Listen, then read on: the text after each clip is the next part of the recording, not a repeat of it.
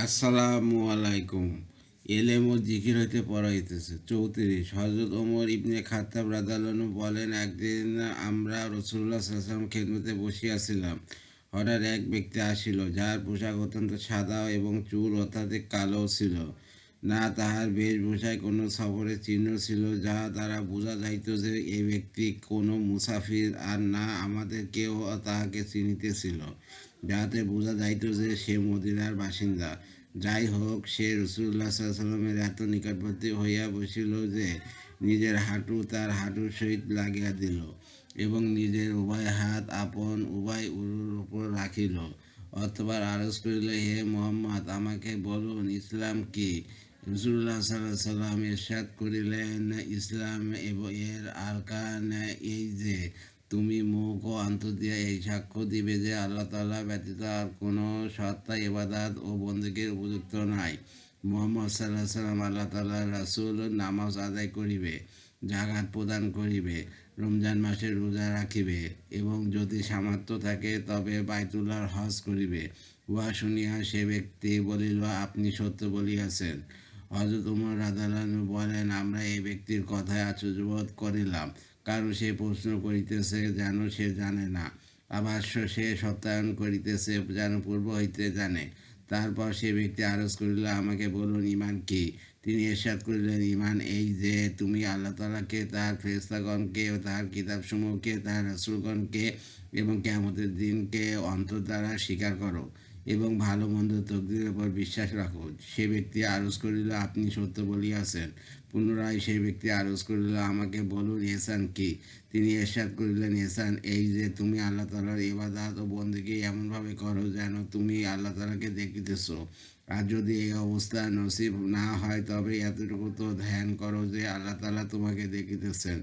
অথবা সেই ব্যক্তি আরজ করিল, আমাকে কিয়ামত সম্পর্কে বলুন, যে কবে আসিবে?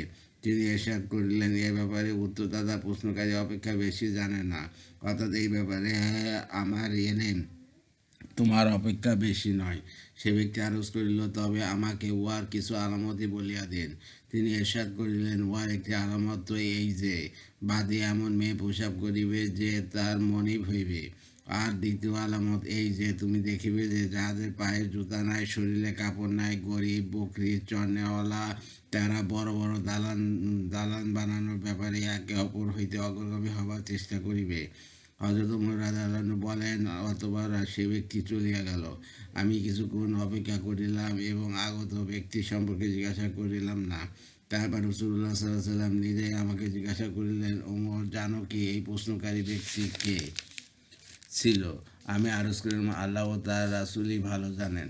রাসূলুল্লাহ সাল্লাল্লাহু আলাইহি ওয়াসাল্লাম ইরশাদ করিলেন, তিনি জিবরাইল ছিলেন, তোমাদের নিকট তোমাদের দিন শিক্ষা দেওয়ার জন্য আসিয়াছিলেন। মুসলিম। ফায়দা, হাদিস শরীফে কিয়ামতের আলামতের মধ্যে বাদী এমন মেয়ে প্রস্রাব করিবে যে তার মনিব হইবে বলা হইয়াছে। উহার এক অর্থ এই যে, কিয়ামতের নিকটবর্তী সময়ে পিতামাতার নাফরমানি ব্যাপক হইয়া যাইবে। এমনকি মেয়েরা যাদের স্বভাব মায়ের আনুগত্য বেশি হইয়া থাকে, তারাও শুধু মায়ের নাফরমানি হইবে না, বরং উহার বিপরীত তাহাদের উপর এমনভাবে হুকুম চালাইবে যেমনভাবে একজন মনিব তার আপন বাদীর উপর চালাইয়া থাকে। এই বিষয়কে রাসূলুল্লাহ সাল্লাল্লাহু আলাইহি ওয়াসাল্লাম এইভাবে ব্যক্ত করেছেন যে, মহিলা এমন মেয়ে প্রসাব করিবে যে তার মনিব হইবে। দ্বিতীয় আলামতের অর্থ এই যে, কিয়ামতের নিকটবর্তী সময়ে মাল দৌলত এমন লোকদের হাতে আসিবে যাহারা উহার উপযুক্ত নয়। উঁচা উঁচা দালান বানানো তাহাদের অভিরুচি হইবে এবং উহাতে একে অপর হইতে অগ্রগামী হইবার চেষ্টা করিবে। 35। হযরত হাসান রহমতুল্লাহ বলেন, রাসূলুল্লাহ সাল্লাল্লাহু আলাইহি ওয়াসাল্লামের নিকট বনী ইসরাঈলের দুই ব্যক্তি সম্পর্কে জিজ্ঞাসা করা হইল যে, উহাদের মধ্যে কে বেশি উত্তম? উহাদের মধ্যে একজন আলেম ছিল, যে ফরজ নামাজ পড়িয়া লোকদেরকে নেকির কথা শিক্ষা দিতে বসিয়া যাইত। অপরজন দিনভর রোজা রাখিত এবং রাতভর ইবাদত করিত। রাসূলুল্লাহ সাল্লাল্লাহু আলাইহি ওয়াসাল্লাম ইরশাদ করিলেন, সেই আলেমের ফজিলত যে ফরজ নামাজ পড়িয়া লোকদেরকে নেকির কথা শিক্ষা দিতে মশগুল হইয়া যাইত। ওই আবেদের ওপর যে দিনে রোজা রাখিত ও রাতে ইবাদত করিত। এইরূপ যেরূপ আমার ফজিলত তোমাদের মধ্য হইতে সর্বনিম্ন ব্যক্তির ওপর। দারমি। 36। হযরত আব্দুল্লাহ ইবনে রাদিয়াল্লাহু আনহু বলেন, রাসূলুল্লাহ সাল্লাল্লাহু আলাইহি ওয়াসাল্লাম ইরশাদ করিয়াছেন, কোরআন শিক্ষা করো, লোকদেরকে শিক্ষা দাও। এলেম শিক্ষা করো এবং লোকদেরকে শিক্ষা দাও। ফরজ আহকাম শিক্ষা করো, লোকদেরকে শিক্ষা দাও। কেননা আমাকে দুনিয়া হইতে উঠিয়া লওয়া হইবে এবং এলেম অতি সত্তর উঠিয়া লওয়া হইবে। এমনকি দুই ব্যক্তি একটি ফরজ হুকুম সম্পর্কে মতভেদ করিবে, আর এলেম কম হইয়া যাওয়ার কারণে এমন কোনো ব্যক্তি পাইবে না যে তাদেরকে ফরজ হুকুমের ব্যাপারে সঠিক কথা বলিয়া দিবে।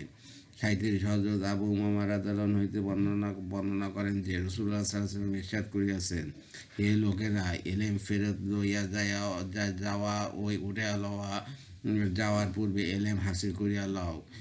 38 হযরত আবু হুরায়রা রাদিয়াল্লাহু আনহু বলেন, রাসূলুল্লাহ সাল্লাল্লাহু আলাইহি ওয়াসাল্লাম ইরশাদ করিয়াছেন, মুমিনের মৃত্যুর পর সে যে সমস্ত আমলের সওয়াব পাইতে থাকে তার মধ্যে একটি এলেম যা সে কাউকে শিখিয়াছে এবং প্রচার করিয়াছে। দ্বিতীয়, নেক সন্তান যাহাকে সে রাখিয়া গিয়াছে। তৃতীয়, কোরআন শরীফ যা সে পরিত্যক্ত সম্পত্তির মধ্যে রাখিয়া গিয়াছে। চতুর্থ, মসজিদ যা সে বানাইয়া গিয়াছে। পঞ্চম, মুসাফিরখানা যা সে তৈয়ার করিয়া গিয়াছে। ষষ্ঠ, নহর যা সে জারি করিয়া গিয়াছে। সপ্তম, এমন সৎকার যা সে জীবিত সুস্থ অবস্থায় এমনভাবে করিয়া গিয়াছে যেন মৃত্যুর পর উহা সওয়াব পাইতে থাকে, যেমন অক্ষয়ের শুরুতে সৎকার করিয়া গিয়াছে। ইবনে মাজাহ। 39 হযরত আনাস রাদিয়াল্লাহু আনহু বলেন, নবী করিম সাল্লাল্লাহু আলাইহি সাল্লাম যখন কোনো কথা ইরশাদ করিতেন তখন 3 বার বলিতেন যেন তা বুঝিয়া লওয়া যায়। বুখারী। ফায়দা হয়, অর্থাৎ যখন তিনি কোনো গুরুত্বপূর্ণ কথা ইরশাদ করিতেন তখন উক্ত কথাকে 3 বার বলিতেন যাহাতে লোকেরা ভালো করিয়া বুঝিয়া লয়। 40 হযরত আব্দুল্লাহ ইবনে আমর ইবনে আস রাদিয়াল্লাহু আনহু বলেন, আমি রাসূলুল্লাহ সাল্লাল্লাহু আলাইহি ওয়াসাল্লামকে ইরশাদ করিতে শুনিয়াছি যে আল্লাহ তাআলা শেষ জামানায় এলেমকে এইভাবে উঠাইবেন না যে লোকদের দিল দেমাগ হইতে সম্পূর্ণ বাহির হইয়া লইবেন, বরং এলেম এইভাবে উঠাইবেন যে ওলামাদের এক একটা করিয়া উঠিয়া নিতে থাকিবেন। এমনকি যখন আলেম অবশিষ্ট থাকবে না তখন লোকেরা ওলামাদের পরিবর্তে মূর্খ জাহেদদেরকে সর্দার বানিয়া লইবে, যা তাহাদের নিকট মাসালা জিজ্ঞাসা করা হইবে আর তারা এলেম ছাড়া ফতুয়া দেবে। পরিণতি এই হইবে যে নিজে তো পদভ্রষ্ট ছিল, অন্যদেরকে পদভ্রষ্ট করিবে। বুখারী। 41 হযরত আবু হুরায়রা রাদিয়াল্লাহু আনহু হইতে বর্ণিত আছে যে রাসূলুল্লাহ সাল্লাল্লাহু আলাইহি ওয়াসাল্লাম ইরশাদ করিয়াছেন, আল্লাহ তাআলা ওই ব্যক্তিকে ঘৃণা করেন যে কঠোর মুজাহির হয়, অতিমাত্রায় খায়, বাজারে চিৎকার করে, রাতে মরার মতো পড়িয়া ঘুমাইতে থাকে, দিনের বেলা গাধার মতো দুনিয়াবি কাজে আটকা থাকে, দুনিয়ার বিষয়ে অভিজ্ঞ হয় এবং আখিরাতের বিষয়ে অজ্ঞ থাকে। ইবনে হিব্বান। 42 হযরত ইয়াজিদ ইবনে সালামা সুফি রাহমাতুল্লাহ রাদিয়াল্লাহু তাআলা আনহু বলেন, আমি আরজ করিলাম, ইয়া রাসূলুল্লাহ, আমি আপনার নিকট হইতে বহু হাদিস শুনিয়াছি, আমার ভয় হয় যে শেষের হাদিসগুলো হয়তো আমার স্মরণ থাকিবে আর পূর্বের হাদিসগুলো ভুলিয়া যাইব, অতএব আমাকে কোনো সংক্ষিপ্ত কিন্তু অর্থবহুল কথা বলিয়া দিন।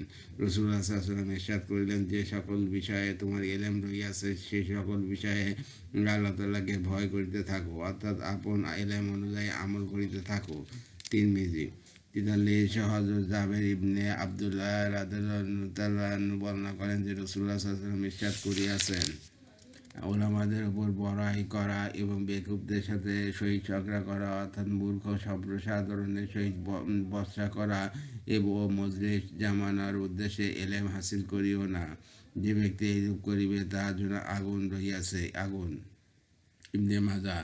ফায়দা, এলেমকে মজলিস জামানার উদ্দেশ্যে হাসিল করিও না, এই কথার অর্থ এই যে এলেমের দ্বারা লোকদেরকে নিজের দিকে আকৃষ্ট করিও না। 44 হযরত আবু হুরায়রা রাদিয়াল্লাহু আনহু বলেন, রাসূলুল্লাহ সাল্লাল্লাহু আলাইহি ওয়াসাল্লাম ইরশাদ করিয়াছেন, যাহার নিকট এলেমের কোনো কথা জিজ্ঞাসা করা হয় আর সে উহা জানা সত্ত্বেও গোপন করে, আল্লাহ তাআলা কিয়ামতের দিন তাহার মুখে আগুনের লাগাম পরাইয়া দেবেন। আবু দাউদ। 45 হযরত আবু হুরায়রা রাদিয়াল্লাহু আনহু হইতে বর্ণিত আছে যে রাসূলুল্লাহ সাল্লাল্লাহু আলাইহি ওয়াসাল্লাম ইরশাদ করিয়াছেন, এমন ব্যক্তির উদাহরণ যে এলেম শিক্ষা করে অথবা লোকদেরকে শিক্ষা দেয় না সেই ব্যক্তির ন্যায় যে ধন ভাণ্ডার জমা করে অথবা উহা হইতে খরচ করে না। তাবরানী। 46 হযরত যায়েদ ইবনে আরকাম রাদিয়াল্লাহু আনহু হইতে বর্ণিত আছে যে রাসূলুল্লাহ সাল্লাল্লাহু আলাইহি ওয়াসাল্লাম এই দোয়া করিতেন, অর্থ, আয় আল্লাহ, আমি আপনার নিকট আশ্রয় চাইতেছি যে এমন এলেম হইতে যা উপকারে আসে না, এমন দিল হইতে যা ভয় করে না, এমন নফস হইতে যা তৃপ্ত হয় না এবং এমন দোয়া হইতে যা কবুল হয় না। মুসলিম। 47 হযরত আবু বারজার আসলামী রাদিয়াল্লাহু আনহু বলেন, রাসূলুল্লাহ সাল্লাল্লাহু আলাইহি ওয়াসাল্লাম ইরশাদ করিয়াছেন, কিয়ামতের দিন না মানুষের উভয় কদম হিসাবে স্থান হইতে ততক্ষণ পর্যন্ত সরিতে পারিবে না, যতক্ষণ না তাহাকে এই কয়েকটি বিষয়ে জিজ্ঞাসা করা হইবে। আপন জিন্দিগি কি কাজে খরচ করিয়াছ, এই নিজের এলেমের উপর কি পরিমাণ আমল করিয়াছ, মাল কোথাও হইতে উপার্জন করিয়াছ এবং কোথায় খরচ করিয়াছ, নিজস্ব শারীরিক শক্তি কি কাজে লাগাইয়াছ। এই পর্যন্ত পড়া হলো। আর এই মোতাকাব হাদিসের এলেম ও জিকির হইতে পড়া হয়েছে। আর হচ্ছে আমার ইউটিউব চ্যানেল রিপন কুরাজ, ওইটাকে আপনি সাবস্ক্রাইব করবেন, লাইক কমেন্ট শেয়ার দেবেন, এটা আমি উৎসাহিত হই। রিপন কুরাজ হচ্ছে আমার ফেসবুক পেজ, ওইটাকে আপনার ফলোতে রাখবেন। সবাই ভালো থাকবেন, সুস্থ থাকবেন। আল্লাহ হাফিজ।